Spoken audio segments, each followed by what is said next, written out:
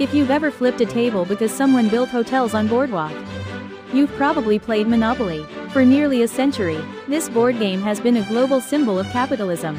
Buying property, collecting rent, bankrupting your friends. But here's the strange part. Monopoly was never supposed to celebrate wealth. In fact, the original creator designed it to criticize capitalism. And the man who became famous for inventing Monopoly? He might not have invented it at all. This is the untold story of Monopoly, the board game that may have stolen its own idea. In 1904, an American woman named Elizabeth Magie created a board game called the Landlord's Game. Magie was not just a game designer. She was a political thinker who supported economist Henry George. George believed that land monopolies created inequality. So Magie created a game to demonstrate that idea. Players would buy land, collect rent, and slowly drive each other into poverty. The goal wasn't entertainment, it was a lesson about economic injustice. In fact, the game had two rule sets. One showed a world where monopolies dominated. The other showed a system where wealth was shared. Magie believed people would learn how dangerous monopolies could be. Ironically, people loved the Monopoly version. The Landlord's Game slowly spread across the United States. But not through companies, through word of mouth. Players began modifying the board, adding street names, changing rules, drawing new boards by hand. College students played it, teachers played it, neighbors copied it. In Atlantic City, players even renamed the properties after local streets.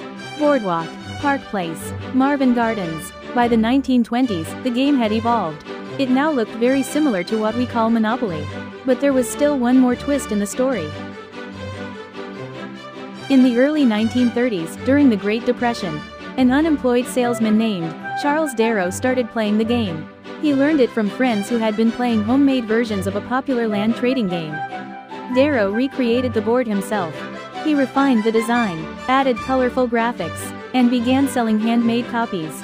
The game quickly became popular. Soon it caught the attention of Parker Brothers.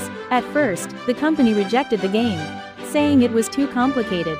But demand kept growing. Finally, Parker Brothers bought the rights to Darrow's version. And on March 7, 1935, the company officially released Monopoly to the public. The game became an instant hit.